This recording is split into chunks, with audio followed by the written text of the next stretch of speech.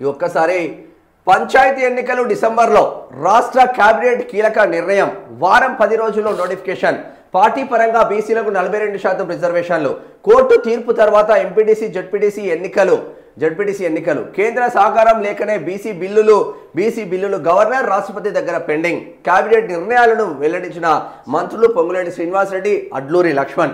బీసీలకు పార్టీ పరంగా 42% రిజర్వేషన్లు కల్పిస్తూ డిసెంబర్లో గ్రామ పంచాయతీ ఎన్నికలకు వెళ్లాలని రాష్ట్ర కేబినెట్ నిర్ణయించింది.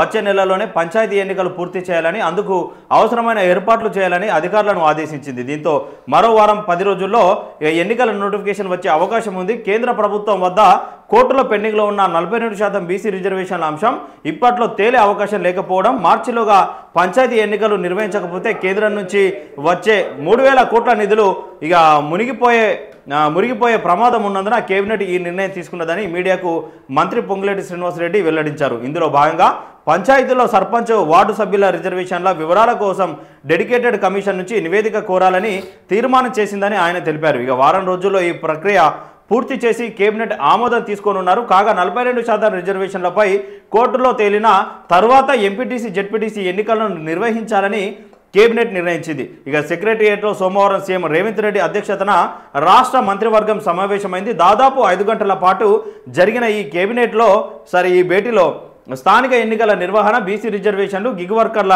సంక్షేమ ముసాయిదా బిల్లు, ఇక అంత్యశ్రీ, ఇక స్మృతివనం, 2 ఏళ్ల పాలన, ప్రజాప్రభుత్వ విజయోత్సవాలు, తెలంగాణ రైజింగ్ గ్లోబల్ సమ్మిట్ 2025 నిర్వహణ, ఇలా మొత్తం 19 అంశాలపై చర్చించారు. అనంతరం కేబినెట్ నిర్ణయాలను మంత్రులు పొంగులేటి శ్రీనివాసరెడ్డి, అడ్లూరి లక్ష్మణ్, ఇక ప్రభుత్వ సలహాదారు షబ్బీర్ అలీ మీడియాకు వెల్లడించారు. ఇక కేంద్ర సహకారం లేకనే ఆగిన బిల్లులు, గ్రామాల్లో పాలన వ్యవస్థ దెబ్బతింటున్నందున వీలైనంత తొందరలోనే పంచాయతీ ఎన్నికలకు వెళ్లాలని కేబినెట్ నిర్ణయం తీసుకుందని మంత్రి పొంగులేటి తెలిపారు.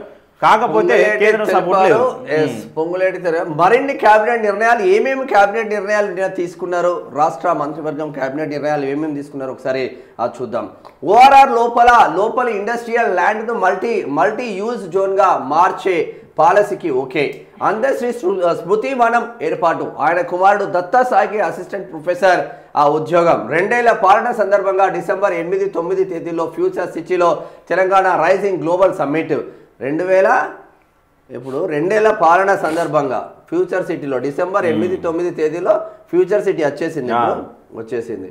Telangana rising global summit December 9న తెలంగాణ రైజింగ్ 2047. డిసెంబర్ 9 సోనియా గాంధీ పుట్టినరోజు, తెలంగాణ రాష్ట్రంలో కాంగ్రెస్ ప్రభుత్వం ఏర్పడిన రోజు డిసెంబర్ 9. విజన్ డాక్యుమెంట్ ఆవిష్కరణ, SRSP స్టేజ్ 2 మెయిన్ కెనాల్ కు రామరెడ్డి దామోదర్ రెడ్డి పేరు. మన పేర్లు మనం పెట్టుకోవాల్సిందే, తప్పులేదు. ఎందుకంటే మనోళ్ళను మనం గౌరవించుకోకపోతే మళ్ళా సమాజం ఊరుకోదు కాబట్టి మనోళ్ళను మనం గౌరవించుకోవాల్సిందే. ఒకవేళ స్థానిక సంస్థల ఎన్నికలు, సరే అవన్నీ చేస్తారా చేయరా పక్కన పెట్టు, అవన్నీ ఊకదంపుడు ఉపన్యాసాలుగానే మేము భావిస్తాం. స్థానిక సంస్థల ఎన్నికలు మాత్రం కంపల్సరిగా పెట్టాల్సిన బాధ్యత ఉంటుంది. 100% డిసెంబర్ 1వ వారంలో, డిసెంబర్ 2వ వారంలో 100% స్థానిక సంస్థల ఎన్నికలు రాబోతుంది.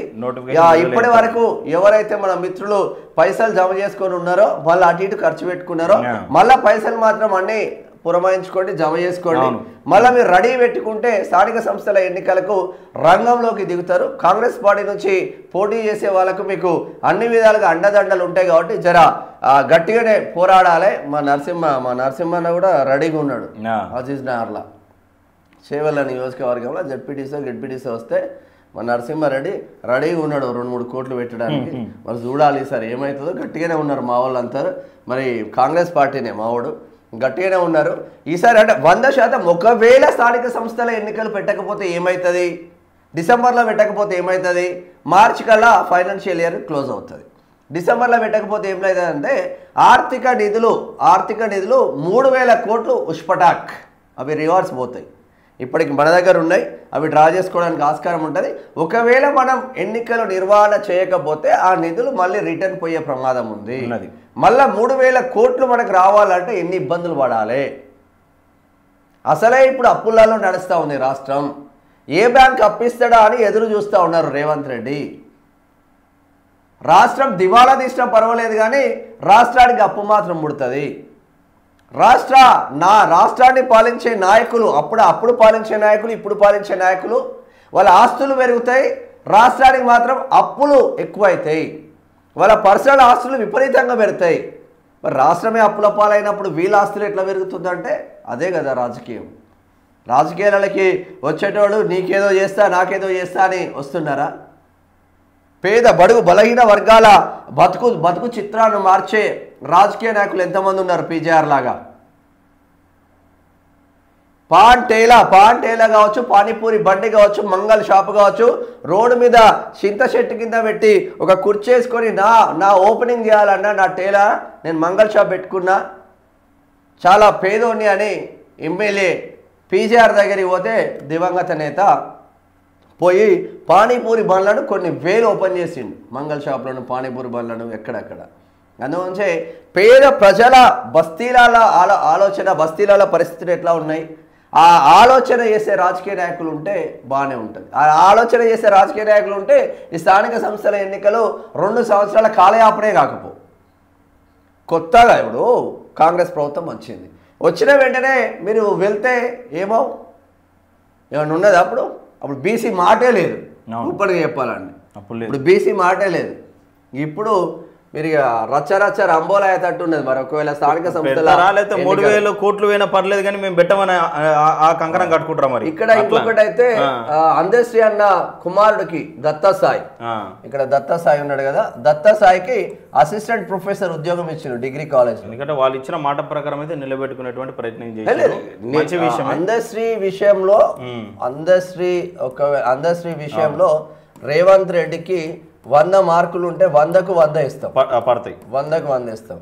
రేవంత్ రెడ్డి ఒక్కడే కాదు శేఖర్, రేవంత్ రెడ్డి వాళ్ళ సతీమణిని మళ్ళీ అందశ్రీ వాళ్ళ ఇంటికి పంపించి అమ్మా మీకు ఏ ప్రాబ్లం ఉన్నా నేనున్నా, మోమాట పడకుండా మమ్మల్ని అడగండి అని వాళ్ళ సతీమణి ఇంటికి పోయి భరోసా ఇచ్చి వచ్చింది. ఇవి ఎవరు ఉంటారు శేఖర్? అవును, మళ్ళీ ఎప్పుడు గతంలో కూడా ఒక కేసీఆర్ ఉన్నాడు. కేసీఆర్ ఎప్పుడన్నా పోయి పాడేమోయంగా చూసినావా? అదే ఎప్పుడన్నా. అందులో మళ్ళీ దళితుల పాడైనసరికి ఇక వీళ్ళకు మరి ఆ కులం వస్తుందా? మరి ఈయనను ఇట్లా కోస్తే ఆయనకు సపరేట్ రక్తం వస్తుందా? మరి దళితునికి కోస్తే సపరేట్ రక్తం వస్తుందా? మాకైతే అర్థం కాదు. ఆ విషయంలో జబర్దస్త్గా ముందుకు వెళ్తుండు. నిజంగా ఇది గొప్ప విషయం. ఒక సీఎం అందశ్రీ అన్న ఇప్పుడు నేను దళితున్నా అని చెప్పుకోలే. నీ కులం ఏంటంటే నా కులం నాకు తెలియదు అంటాడు. నా కులం నాకు తెలియదు అనే మాటలు ఇట్లా చెప్తా ఉంటే ఇట్లా గూస్ బాంబ్స్ వస్తాయి రొమాలు. ఆయన ఒక కవిగా పరిచయం చేసుకున్నాడు కానీ కులంకు చెందిన వ్యక్తిగా పరిచయం చేసుకోవాలి ఎప్పుడు కూడా. నిజంగా గొప్ప విషయం అది. సాహిత్య కళాకారుడు అని చెప్పుకుంటాడు ఆయన. కేసీఆర్ పక్కన పెట్టిండు, రేవంత్ రెడ్డి మంచి పొజిషన్ ఇచ్చిండు. ఒక మనిషి చనిపోయిన తర్వాత ఇదే కదా కోరుకున్నది. ఒక మనిషి చచ్చిపోతే నలుగురు పాడమోయాలంటారు. నలుగురు కాదు, రాష్ట్ర ప్రభుత్వమే పాడమోసింది. అంటే 4 కోట్ల మంది పాడమోసినట్టే. 4 కోట్ల తెలంగాణ సమాజం 4 కోట్ల మంది పాడమోసినట్టే. ఎందుకంటే ఈ రాష్ట్రానికి పెద్ద దిక్కే సీఎం రేవంత్ రెడ్డి. మరి ఆయన మోసినట్టు అందరూ మోసినట్టే, ఇంకేమున్నది అలా. ఆశామాషం కాదు. సెల్యూట్ సార్ మీకు. నిజంగా.